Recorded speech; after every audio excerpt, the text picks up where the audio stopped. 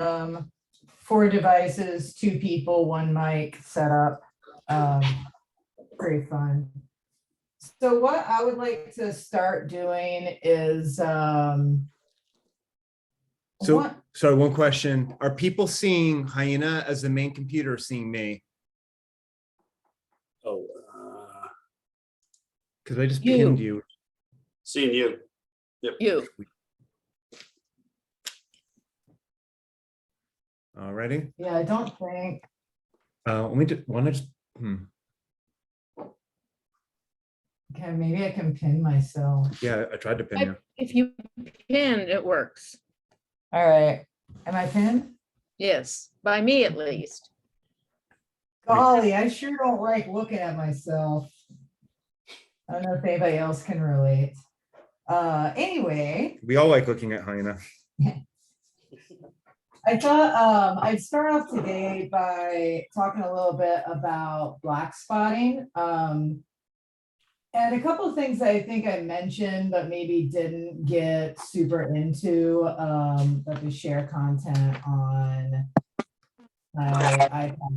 So, yeah, something that I don't think I got into is, I guess like the most common question that people ask about.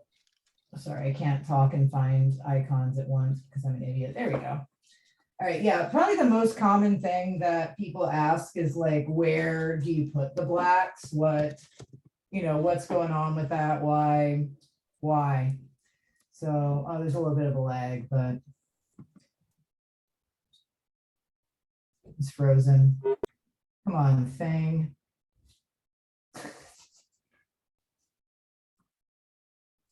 Oh man, this is gonna be difficult. We'll work it out. There you All go. right. Okay, so yeah, there might be a little lag in what I'm doing and what you're seeing. I apologize for that.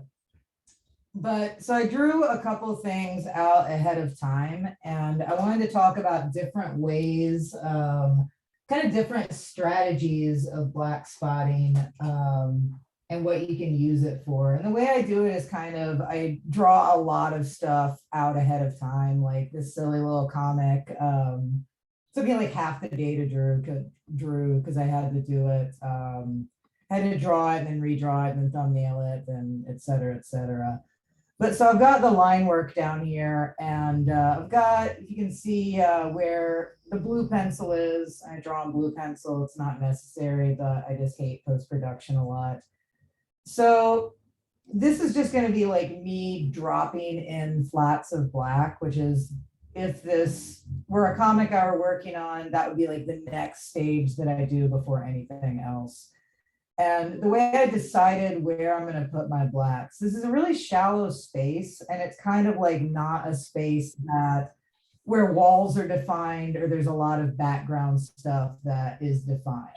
And so I decided kind of like right there, this is going to be a back wall. A lot of times if I'm doing like shallow space like a room, I'll just black out one wall if you can see 2 of them. And one thing that this helps is to create kind of like a divide between these 2 characters. And it kind of gives the illusion, even though this is a pretty flattened space, I didn't do a lot of real perspective. I think I just eyeballed a lot of these angles, but it'll give the illusion of there being, more of a division of space that I've actually like drawn out and delineated on the page. Another thing is I'll use these strong diagonals, which I talked a lot about when we were talking about Kirby. But the reason, and again, this is really arbitrary. There's no light source that you can see. Well, it's not arbitrary, but it's not based on light source. It can be. Like, you don't want to do anything that's too contradictory, but I'm making, like otherwise, if I didn't put anything here, this would just be like a useless blank space, behind this character. So instead of, I might as well go ahead and actually start adding black, which is way more satisfying than gesturing with a pencil. So And if you can see these like little lines that I've put in at top, sometimes I like to just have these vertical lines and kind of taper the black spotting to make it look a little bit less extreme, a less geometric, less forced. I'll take that up a little bit there. All right, and I'm gonna do the same here.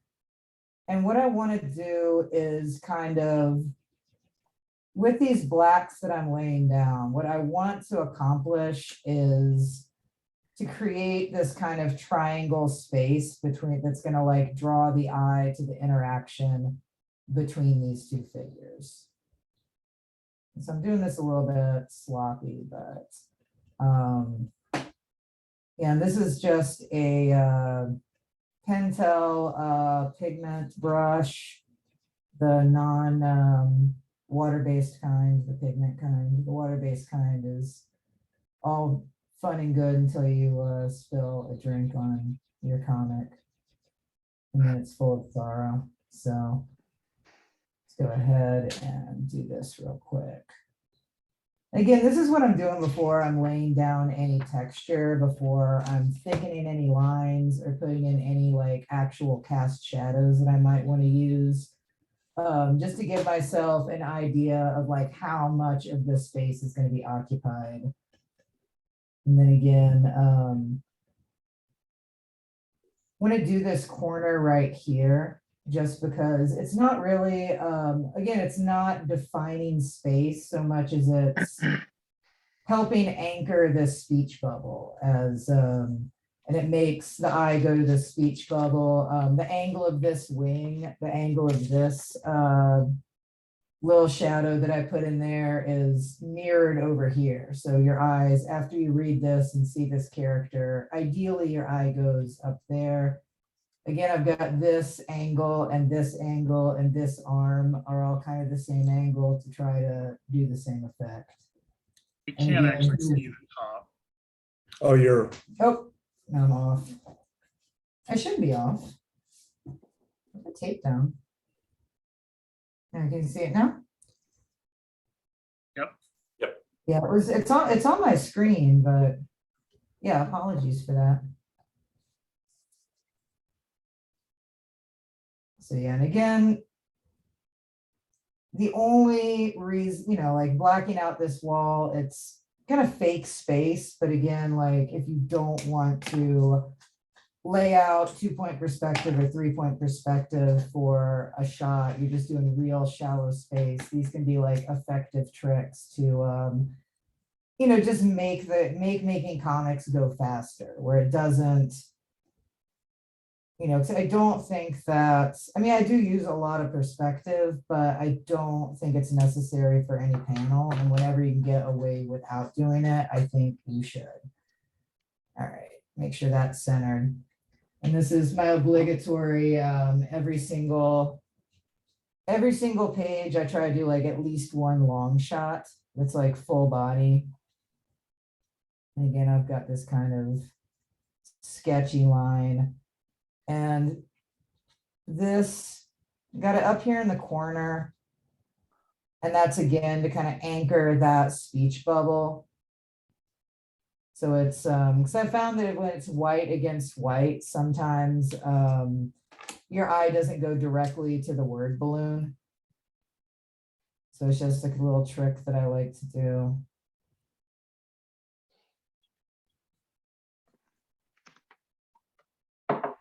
Great. And if I would have thought about it more, I probably wouldn't have had this shadow and this arm exactly line up. It's a little too like cutesy, but I didn't think about it, and it is what it is. And this barely perceptible background back here, and then all this. Especially when there's the more like visual information I have, as far as there's a lot of words on this page. So I try, and there's the 2 full body characters. So I try to minimize, you know, the amount of unneeded information when there's already this much stuff. So it's like strong blacks like this, and I might even, I don't think I filled it in, but I might do more behind the little Sphinx character. And then a little chip right there behind this character's shoulder. And again, there's our fake easy black wall behind here. Let's do this real quick. Yeah, I made this comic. I was like, well, I haven't made autobiographic comics since I moved from New Orleans to here in Kentucky. But I used to only make autobiographic comics. But it's a little bit about kind of this, you know, brain fog, dissociation, depersonalization, you know, the kind of being taken out of self and becoming this like OCD creature that moving across the country did to me. It was about as personal I could get without feeling like I was being too vulnerable. All right. So the next thing I would do, and this is where I was talking to y'all about, I just do what Josh was referring to as deadline, and I was referring to as coloring book line. I think his is a much more technical and catchy term. So the next thing I would do is go in and probably do like darker shadows and, you know, like my medium areas of shadow. And I want to put those kind of like in areas that would be receding. So you can see, I might do a little bit more blackening that arm behind this hand. And it's going to make this hand stand out a little bit more. Let's go ahead and thicken that line while I'm at it. And then this kind of like crook of the elbow. Another trick I do is when you have these, it doesn't even really have to be foreshortened. When you have a part of a limb in front of another limb, I'll just do these like kind of little chips. Do another one there. Another one there. And then right under the boob line. And that kind of, again, wherever you've got kind of like a little recess, and it doesn't have to be anything super heavy. You can see like real quick, it'll start to help the figure get a little bit more form. And then where that hand is coming, you know, a little bit in front of that wrist. Now go and blacken in all these little bits that are recessed behind the limbs there. I drew myself headless, but I'll do a little, you know, like to do these little lines underneath the head and do these little chips that make the neck stand out a little bit. And again, it's not much, but I think it really helps, you know, without a lot of hatching, without a lot of fuss, kind of push certain parts forward. You see, I'm kind of like trying to curve them as the bodies would curve. Like, let's find a good place to do an example. Like underneath this breast, the rib cage would curve. So I'm going to curve the line with the rib cage, not necessarily with the breast. And behind this forearm, this kind of like belly would be curving. So I might curve that shadow with the belly and not necessarily with the arm. And same with this kind of like belly in front of the haunch, I guess. I kind of got lost drawing that leg. I was rushing in the end. And again, I kind of want to curve that. Curve that. And so without like, you know, making y'all watch me complete an entire comic here. It's going to highlight a few more things. We could decide, like, there's nothing I've done in this panel that is going to contradict any light source I do, really. So say if we have a light source that's coming from here, like where I've got that red pencil.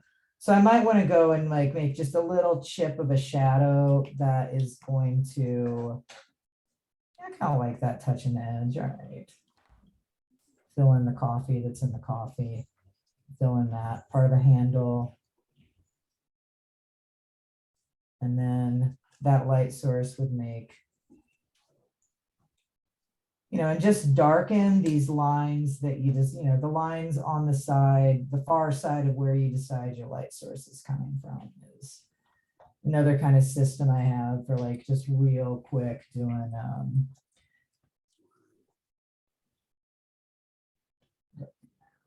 darken that mouth. Yeah, real quick doing any kind of, and so we want to keep the light source consistent. We don't, you know, we don't have to because, you know, what are rules? But if I wanted to and have my light source coming from this top, let's see, I'm still, there we go. This top right corner, that I'd think about, okay, then there would definitely be a shadow there. I don't want to lose the inside edge of that arm because then I think it would, you know, mess with the definition, but I want to come real close to it.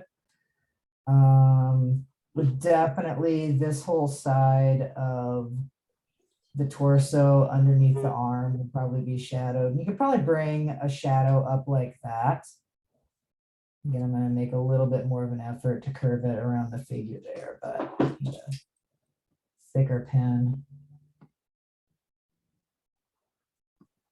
And then it'd probably still be shadow there. And so all, you know, most of this that I'm doing right now is just to kind of like define form. So it's another way that you can use, you know, these black spotting like as a system. Let's see if I want to do this, do the same thing on this and show kind of like a little bit more of the line thickening that I was telling y'all about and kind of systems for that. So again, like light source, I don't think it's always necessary, but let's say if we need it, it's going to come from right there. And so usually my rule of thumb is the bottom of, if we break this drawing up into, you know, parts like that, you know, pretend these are cylinders, pretend they're all their own form. The bottom side of these forms, I'm going to weight a little bit heavier than I would the top to start. So that means on the underside of her hand.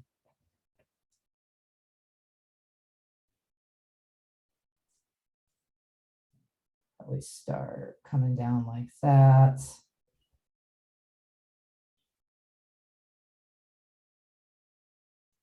And then, you know, when you have these kind of areas,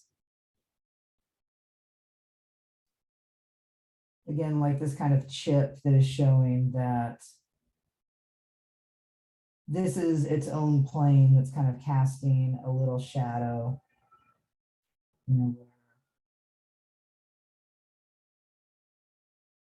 this form's overlapping. Again, like anything that's like kind of on the interior, like this would be a really shadowy area. I don't necessarily have to color in the shadow, but just weighting this a little bit more and this a little bit less gives the illusion of that this area is receding and this area is coming forward. And again, like I'm, you know, at times doing these little chips of shadow that are going to help define my form a little bit more. Again.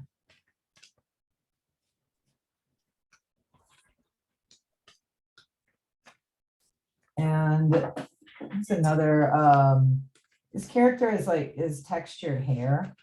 And so when you're doing things like hair or grass or leaves, it's a good idea to think of them as, having their own cast shadows too, I think. So I'm just gonna go ahead and darken areas that I think should have that.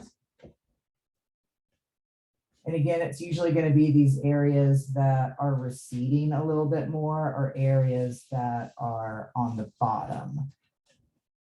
I'm going to do the bottom of her kind of bang area just because against her face, that looks better if it's darker. And then deciding in advance where these shadow areas are going to be, then we already know where we're going to add our darker texture.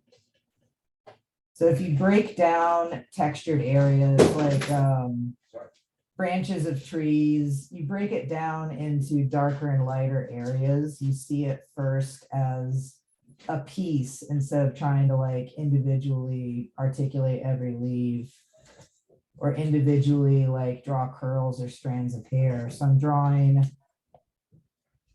again, the areas closest to her face. I'm going to try to darken in so the lines of my texture don't compete with the lines of her facial features.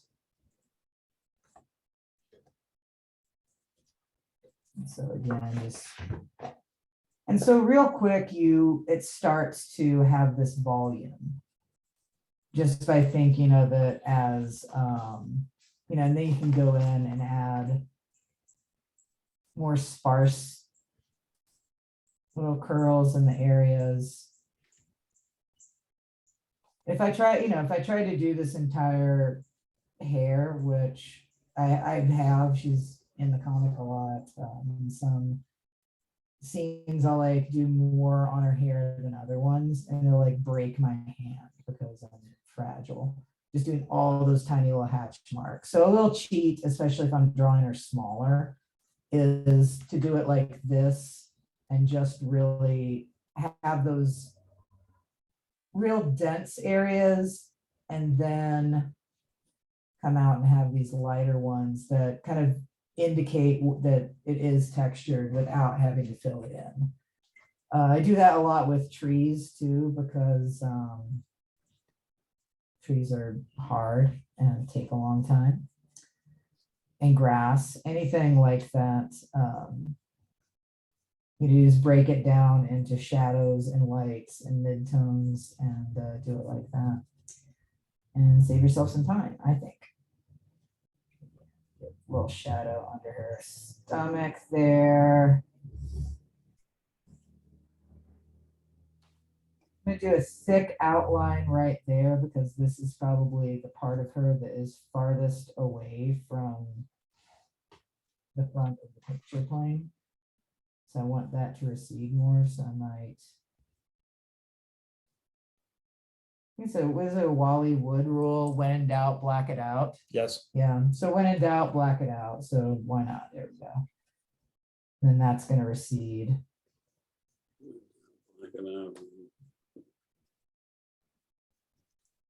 I'll go and. So again, without making everybody watch me ink entire illustrations or entire comics, that's basically what I got right now. Ready for me to hand it over to you? Yeah, unless anybody have any questions before we do. I had one on the when you decided to do the headless person, and then I noticed you shadowed, but it looked like it might have been a lot more thought in how you would go about the hole in the neck.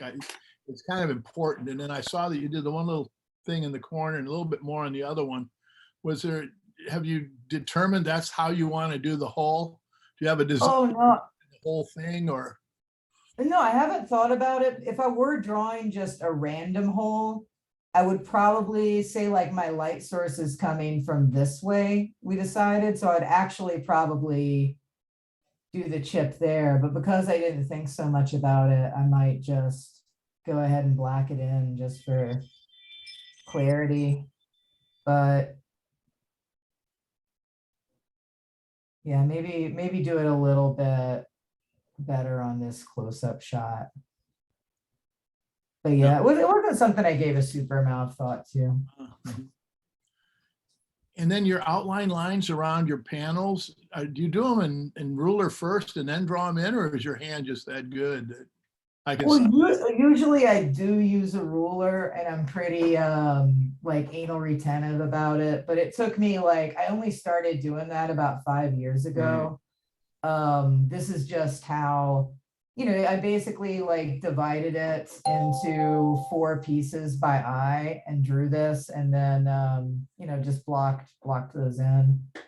But if I would have started out like trying to seriously make comics and worrying about keeping my panels straight, I would never have finished even one comic. So I decided early on that like that was one thing I wasn't gonna have to worry about. And then I got confident enough in other things that I finally started ruling out my borders. But normally, like, 10 years ago, everything I did looked not even as straight as this. Yeah, it gives it a great 3D look, I think. I like both. Yeah, I'm a fan of freehand borders and rolled borders. Cool. I'll take over. All right, yep, do it. Uh-huh. Let's see. So you should unpin yourself. Yeah.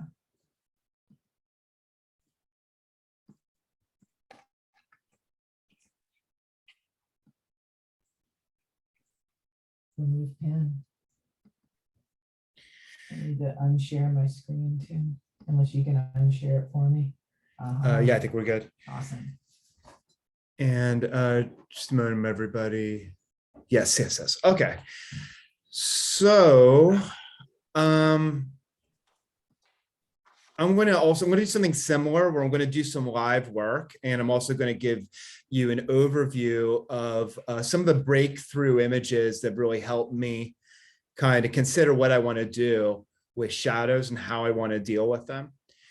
So a lot of the work that we look at, especially these kind of demon and mythological character lithographs, are really based on a tradition of like having a hard tool and using a thin line. And that's a very strong tradition in comics that often I've been in conflict about.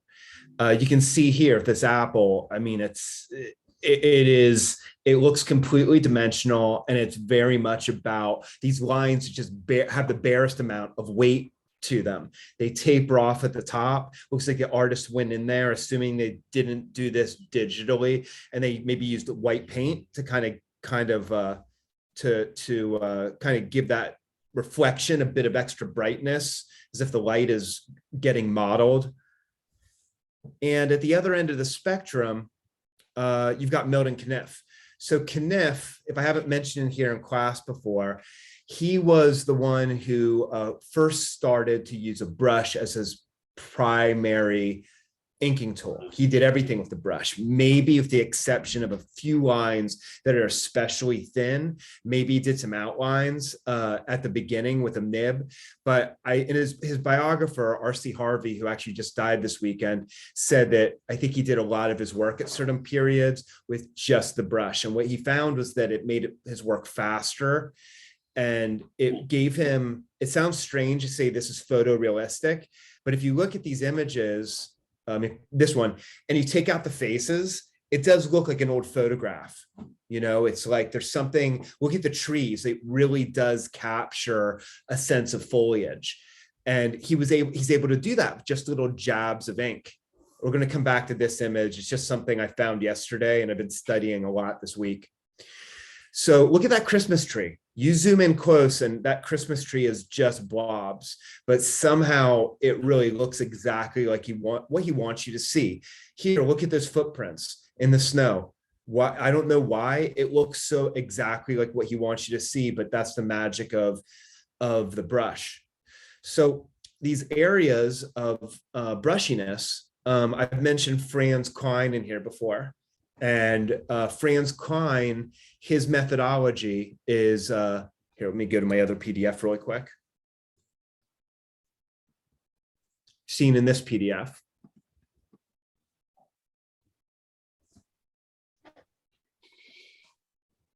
When you look at a Franz Klein painting,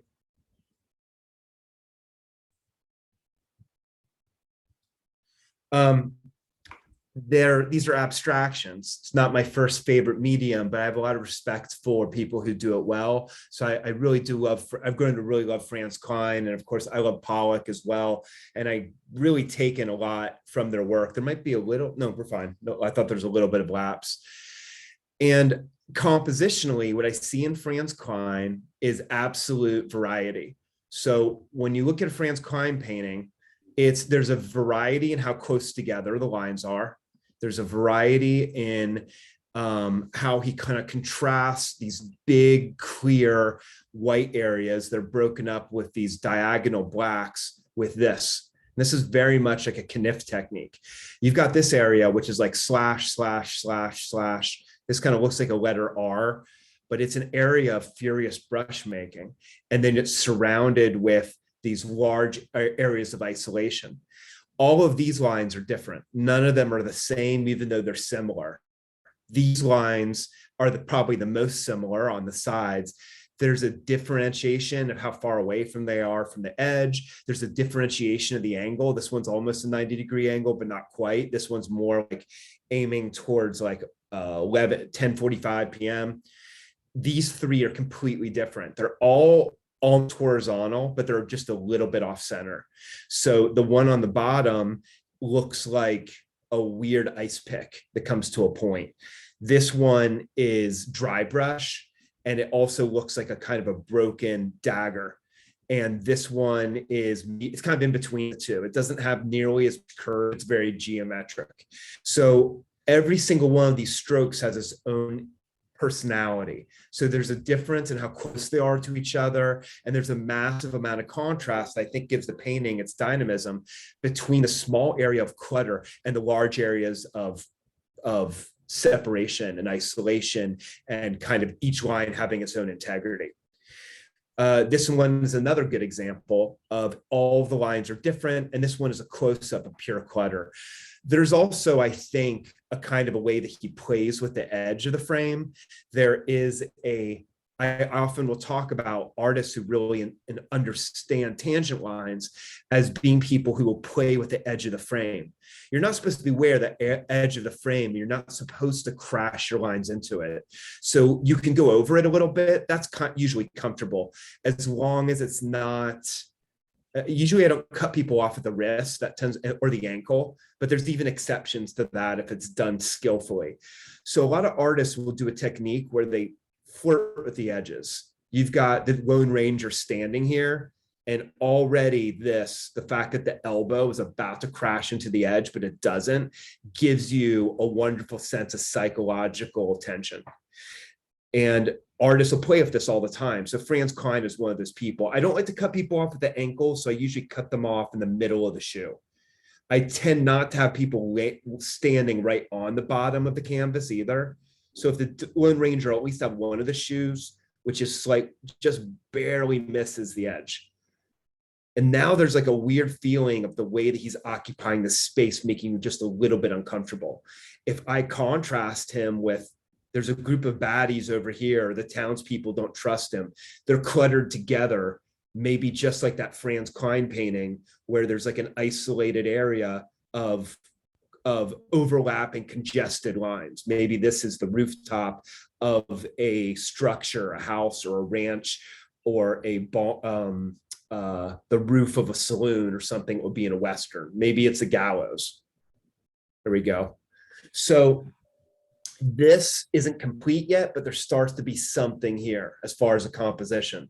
If I'm Franz Klein, I might say, there's something about sort of these similar lines that you sort of end up stacking on a level of hierarchy. So I'm going to do that with Lone Ranger. I'm going to have a skinny dagger-like line up here, kind of similar to the shape of his body, but it's horizontal or slightly diagonal. And maybe I'll have one here, a tree or something, or just some dark, a ravine or something like that. And the more particular it is, the more I start to get an interplay between these three shapes. And this one crosses right over that, and I get an X, and that integrates the composition. And maybe I'm starting to be onto something. I might also say it's not enough. I need to have squiggly black cast shadows. And there's something here. I ended up not liking this for some reason. I might extend that frame just a little. Oh, that's better. I'm just going to extend that frame. I like that. This is this weird isolated shape that's here now. Maybe it's a weird dead tree. We'll figure that out later. Maybe somebody marked a grave. Maybe this is a gun with like a cross thing on it. It's not a bad composition. So I get big picture ideas from Franz Klein, and I get small picture ideas as well. What he's doing, and this is another really wonderful one. It's so simple. You got a rectangle versus a big wedgy triangle. Inside of them, they're made up of all these small shapes. All of the shapes are different. This one is a big old, this one is a big kind of diamond shape almost. This one is a different type of diamond. This one's almost like a rectangle. This one's a rectangle that's kind of crooked. This one's almost a curve. So you have curve versus geometric. Geometric versus more organic. Again, he's playing with the edge. There's barely enough space between that line and this line before it hits the edge, and that one goes barely over the edge. And this one also stops just short of the edge, and this stops short of the edge. So over and over again, he's kind of creating a weird tension. This one stops short of the edge, and this one goes over the edge.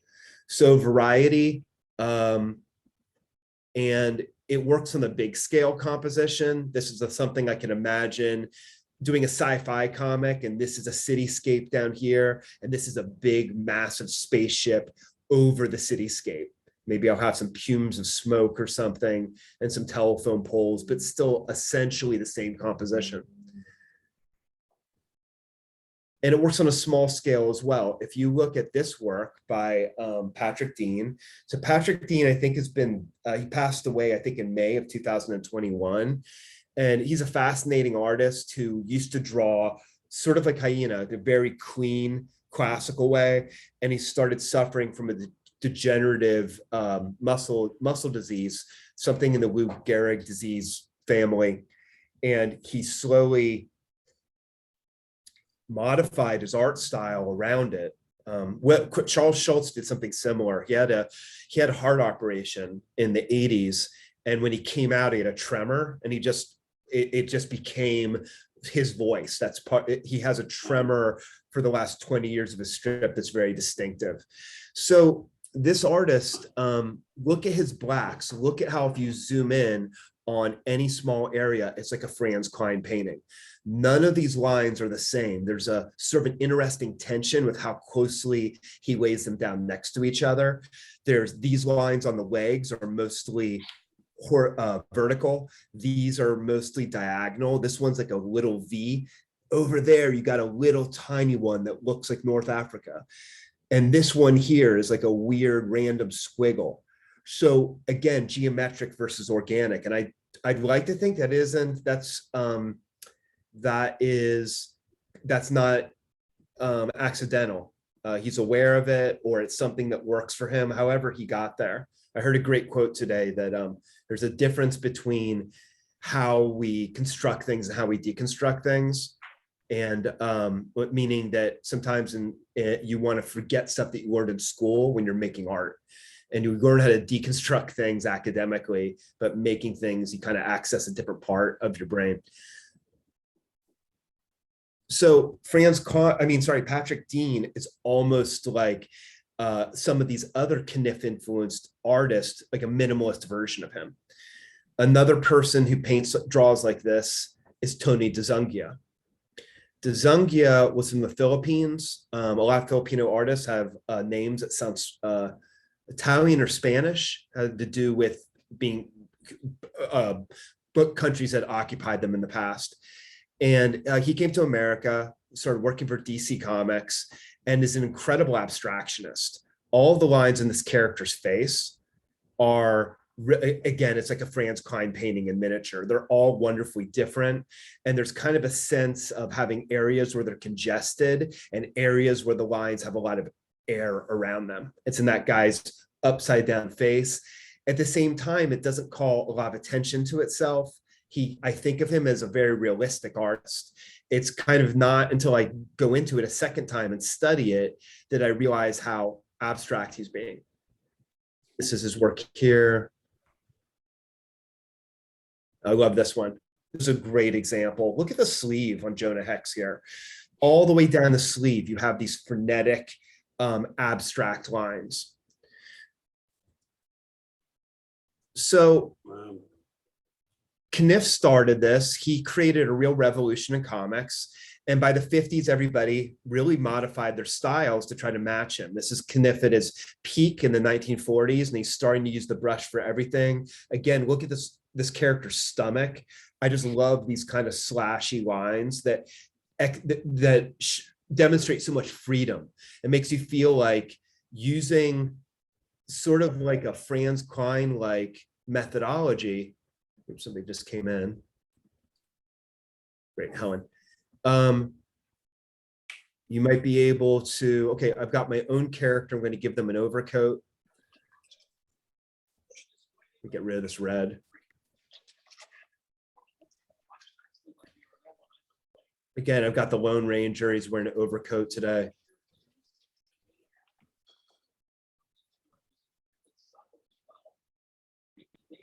There's his shoulder. Here's his boots. Boots are a good place to start to do these wrinkles.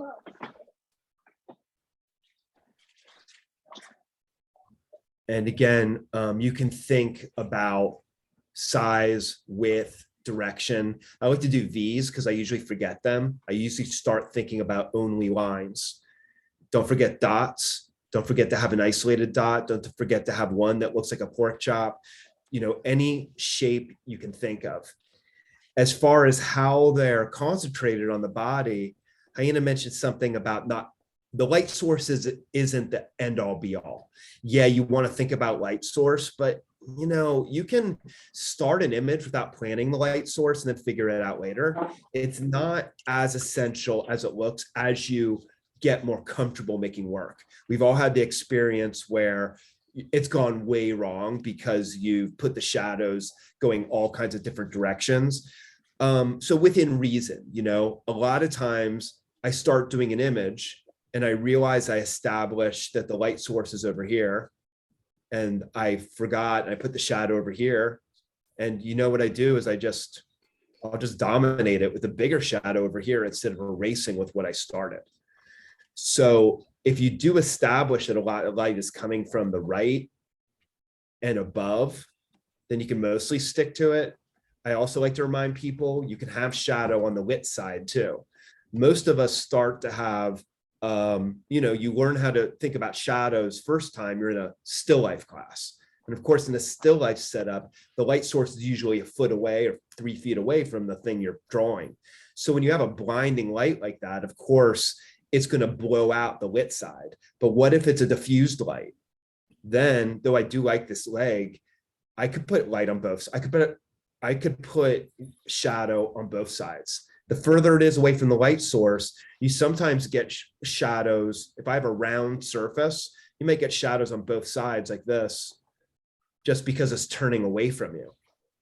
So here, where's the light source coming from? Maybe it's above it. And as a result, the shadow is going to spread out on either side. Maybe it's over on the right, in which case I'll make this shadow just a little bit heavier on the left so it dominates and you get a sense of hierarchy. So this is kind of nice. This kind of looks like this character has stiff pants on. Sorry, I just got to move my toolbar. You can't see it, but I can. There we go. Has Rodney been out to pee? Yeah, they Okay, both- good. So there's like a coat. It's kind of nice to have. You can see with this character, there's a lot of sense of her having a big flat area against the folds. So that's something to remember. Once I start getting into the style, there is a danger where I can think that You can do anything just being very abstract. And I'm going to talk about that later, about how it's possible to integrate, having a very clean approach, something that's more like that apple that we looked at, something that looks like the lithography that we were studying the last couple of weeks, where you do, pick it up and reintroduce part shading that's done in a more methodical, analytical, geometric manner. You can do that at any time. Look at Watchmen and Dave Gibbons. His kind of one of his go-to shading methodologies is doing this kind of like circular shading that is done with a thin uniform line, but he also is a master of old school, big splashy blacks.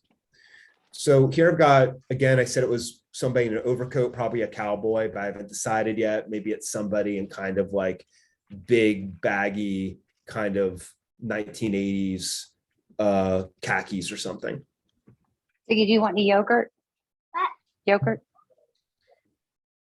And Okay. We can share it.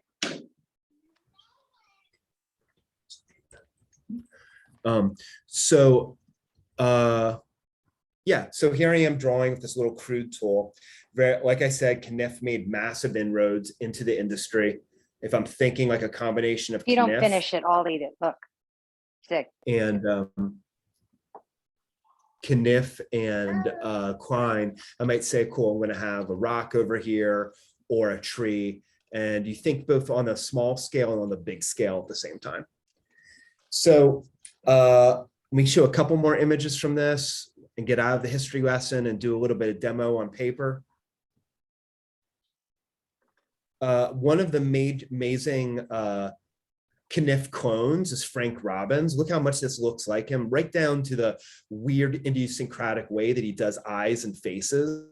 I kind of like that. I don't want to go off on a tangent, but a friend saying yesterday they don't like Adrian Tomine because they think he's a Daniel Clowes ripoff.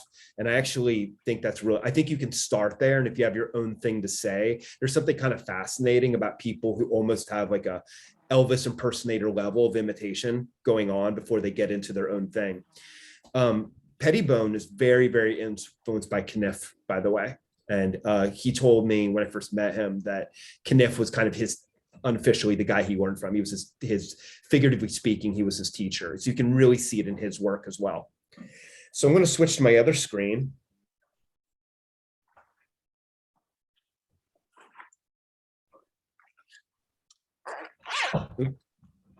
Share content screen.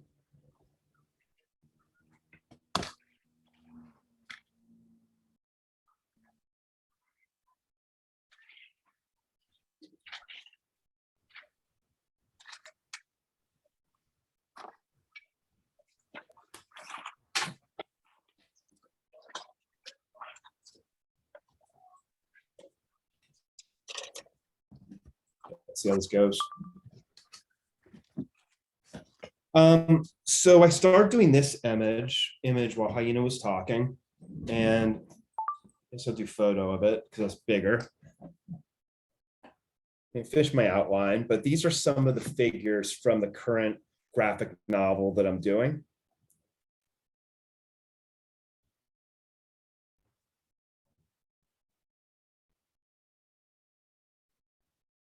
I am always figuring out exactly how I want my system to be, whether I want to have a very complete outline or whether I want to leave stuff open maybe so that I can finish it with black later. And I always feel, unless I'm doing a precise contour drawing that's designed to have no shading, I'm always a little bit conflicted and a little bit spazzy when I'm doing this work and not entirely giving myself over to a completely professional practice and letting a lot of improvisation come into my work. I don't think it's that rare. I think people who are super pros, you'd be surprised at how rough a lot of their pencils are. If you look at any of those books that reprint work from the great comic masters, you can see a lot of them, especially when they're doing 20 pages a month, 40 pages a month, they would have ghost lines that they would sort of improvise on top of. And you can just tell when you look at a lot of original work, there was never a super complete image that was there. Kniff definitely would leave a lot of stuff for himself to just improvise in ink. So I'm going to go ahead here and maybe go over a lot of this with an outline. I've drawn these figures a lot, so I can do it almost without thinking. You know how it is the first time you draw something, it's like pushing a boulder uphill. And then as you get used to it, even things that you thought you couldn't do become second nature. One of my teachers in school said that he once got a NASCAR comic that he was doing, and he didn't know anything about cars. So he was looking at reference the whole time that he was doing the first issue. And as time went on, he was, after doing that for a few pages, he knew how to draw a car from all these different directions, and it really shocked him. But that's how we learn. You're building connections between the synapses in your brain, and a lot of that process is invisible, and it happens even when you're not at the drawing table. So with these figures, thinking like other artists that we've seen today, thinking like Patrick Dean, I might say I want to do a lot of improvisational inks. One thing that I do a lot is I'll put, if I don't know what else to do, notice that my last demo, I put a lot of those shadows down at the bottom of the form. That's a safe bet, right? Shadows tend to want to go to the bottom of a form. That doesn't mean that this tiger is only going to get shadow down by his hips. It can be every segment of the shadow of the tiger. So if he has a big, it's kind of like a man tiger. So if he has like a big human looking pectoral, that's another segment. There's also something that I follow a lot. One of my kind of common sense rules of thumb, back arm often gets shadowed, or the back leg. It always pushes whatever is in the foreground forward. So back here, this character is drinking out of a cup. Sort of a no-brainer, putting a big shadow here on the back arm.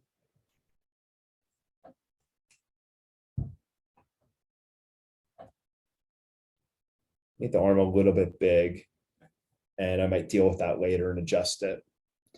Then I'm going to go down here to the bottom of their shirt.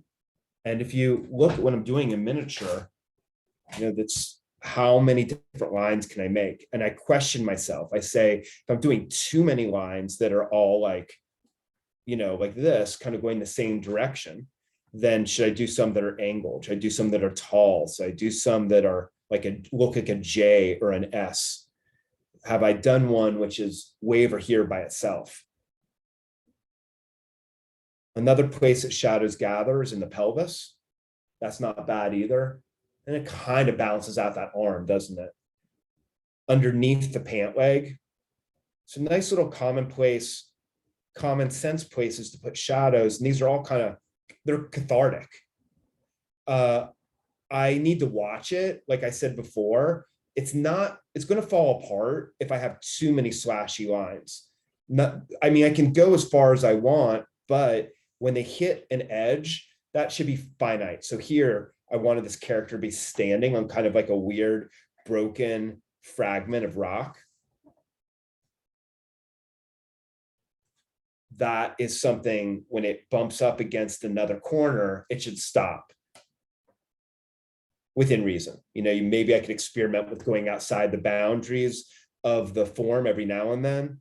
But for the most part, I think the image is going to fly apart if I don't observe some boundaries. So within the form, within something that's containing it, I will go every direction I want. But you saw in that Patrick Dean stuff, as sloppy as it was, he was pretty careful about putting the blacks in the spokes of his wheelchair, or next to the seam of somebody's pants, or in the holster of John Belushi's gun.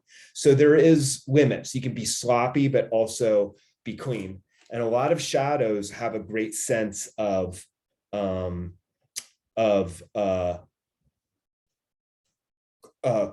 and close to them. a good shadow usually is like, has one side that's very clean and the other side that's very open. It breaks off into little dashes or pointillism or cross hatching or something that suggests openness. So here I'm doing this. If anybody knows the final Velvet Underground album, the one that they made after Lou Reed left the band, it's called Squeeze. The band Squeeze actually named themselves after it. I don't think there's any lovers of the album, but it has a great album cover. And the album cover is what I'm doing here. And this is what I meant before about trying to remind myself that these slashy lines can be a trap. If you only do the slashy lines, you get away from more careful shading. So I've been looking at that cover for years, always fascinated with it. It's kind of like a hand gripping the Eiffel Tower. I'm sorry, Empire State Building. And it is creating this effect. So this is an illustration that I'm doing right now for a band, for a comic that's coming out for them. And I'm really happy with the way this is coming out. And you can see I'm really getting into the negative space, leaving out the outline, something I wouldn't have thought about if I hadn't looked at that Squeeze cover. Other places I'm being really very abstract in my blacks and just kind of throwing everything I can at this image that I think will work. Let's see. This was the comic that I did for today's class, and it's mostly done kind of with a lot of thin lines. The blacks are not that crazy, but they are there. And I don't mind going back and revisiting it and asking myself, can I do that? Will it help? If I'm really bold and I keep on following some of the kind of goalposts that I just indicated, will they work here? Sometimes after I've already done something and I go back to it, I'm more willing to make some of those really big moves. So when I look at a piece that has a lot of slashing blacks, it makes me want to get, I'm going to stop here for the most part, but when I go back to something like this, I want to have both. So I want to have both the thin, clean geometric lines that I get that are partially inspired by more clean artists like Jim, I'm forgetting his name. There's somebody in the PDF who has a really clean style, not Harold Gray, but somebody else. And I'm in love with people like Kniff, Pettibone, Frank Robbins, Patrick Dean, all the people who are completely fearless about just going to town with these incredibly abstract lines. So you know what? I said I was done, but I'm going to see what happens if I add them to the sky up here.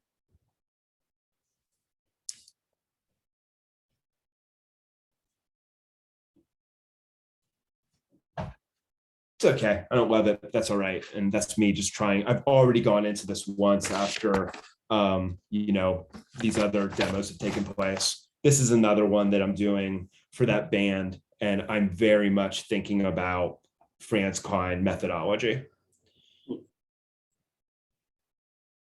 And I do it in stages. I will reach a point where I don't know where I'm going anymore. I don't know if I want to do crazy lines. I don't know if I want to do sketchy lines. I don't know if I want to copy one of my heroes and kind of refresh it. So this image is so much better because I've done it. I've waited until my head was clean. My thinking was clear before I went back into it. And then I really am thinking about formal exercises. These slashes didn't look that nice at the beginning of class, but I was playing with them while Hyena was talking and really thinking about, in a very formal way, how different I can make all of them. And that's what you see here. Anybody have any questions before we go on to talking about the homework and then creating your work? Oh, good. So in summary, use whatever you think works, experiment, let yourself tap into your really loose, kind of free-flowing abstract side, and marry it with the really analytical side. So let me go back to the other window.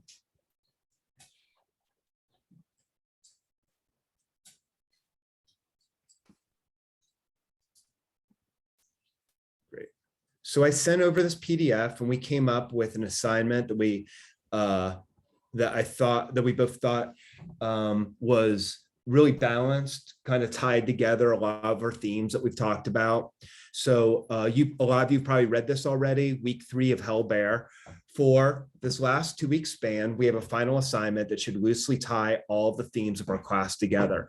The conceit being connecting obsession to mythology, or another way to look at it might be, how do we connect our own mythology to the larger sphere of mythology? We would like you to take a look at your list of obsessions from week 1 and make a new list. And this time, tie in some of the monster, demons, or fantastical beasts we have studied into I wrote that twice, into the design of this final comic. So we've already discussed obsession. We've already looked at fantasy creatures, and this time we're putting them together. The comic can be simple. Use a mythological creature to either stand in for your obsession. This lion-headed cobra, crowned beast, stands in for my obsession with collecting baseball cards. Or use a demon or mythological creature in another way that somehow intersects with your narrative. And the need to drink 7-Eleven milkshakes is the only thing allowing me to deflect from my fears of the future, which are currently consuming my entire universe. So in that case, the creature is kind of pushing off something that is obsessing you. It doesn't have to be a 1-to-1 ratio, though I think it might be tempting for a lot of people to say, yeah, I'm going to turn my obsession into a monster that plagues me, or maybe something a positive force that accompanies me, like a phoenix or a angel or a sphinx. But your positive force can be a demon if you want it to. if you lean into the demonic as positive. You're not going to try to like turn people into Satanists again, are you? No. This last exercise can be a comic with no means yes. Be a comic with multiple frames, or it can be a single Pettibone-like image. That's partially based on how much time you want to put into it, how much space you have to exercise, how much space and time and resources you can dedicate to this comic. So we did both. I did a couple single panel comics last night, real sloppy, but kind of fun. Finishing my graphic novel about my obsession with Amy Mann is the only thing keeping me alive. And then I gave a different kind of modern plague to every bracket of this demon's wing. Elon Musk, the religious right, social media replacing human interaction, and it's just eating this person alive, who's me but not me. What brush did you use to? Oh, I did that digitally. But which?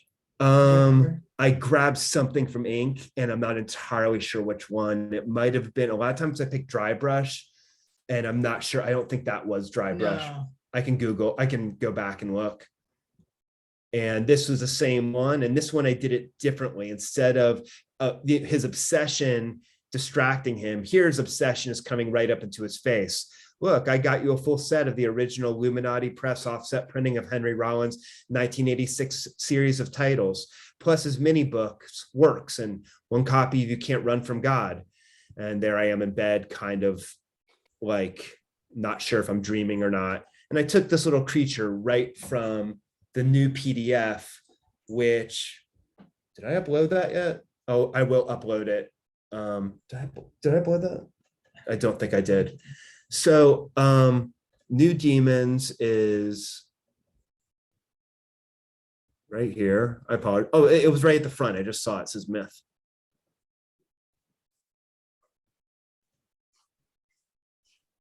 And I just collected some more. I mean, there's more than enough in the original Demons Monsters PDF, but I just thought I would add some more.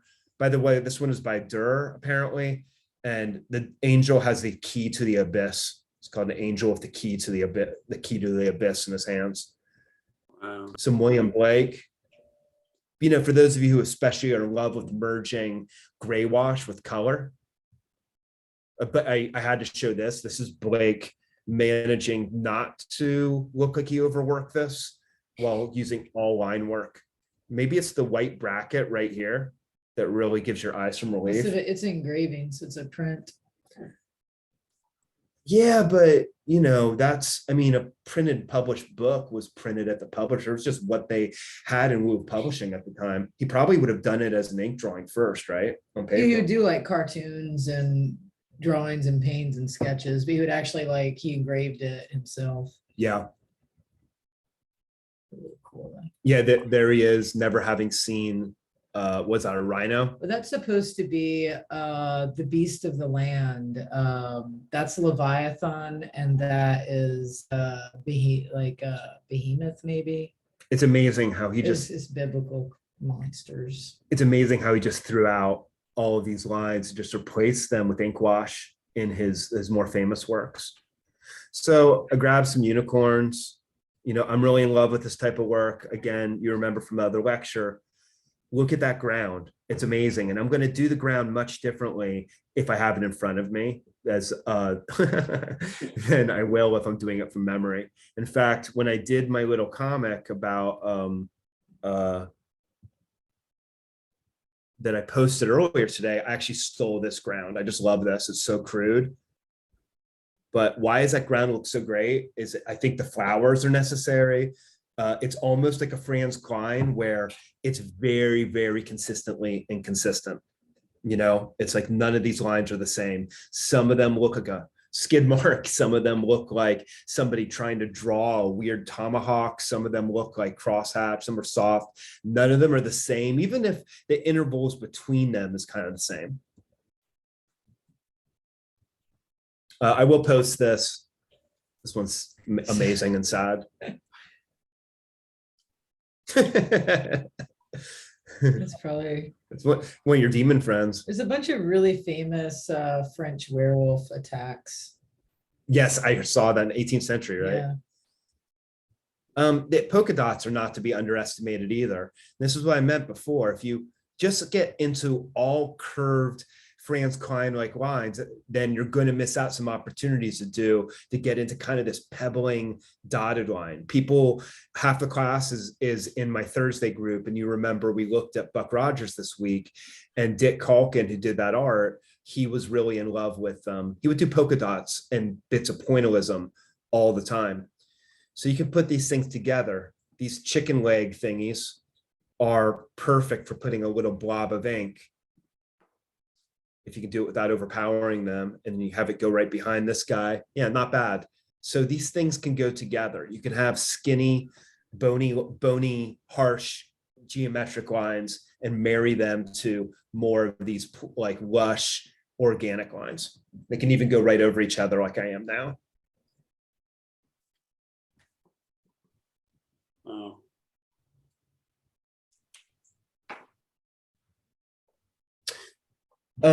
Let's take a 5-minute break. that's a boat. Okay, it's 8:10. Okay, think if you have any questions for us, and we're going to start to crit stuff when we come back. And you can, does anybody have any questions about the homework? Then let's take 5 and we'll all be back.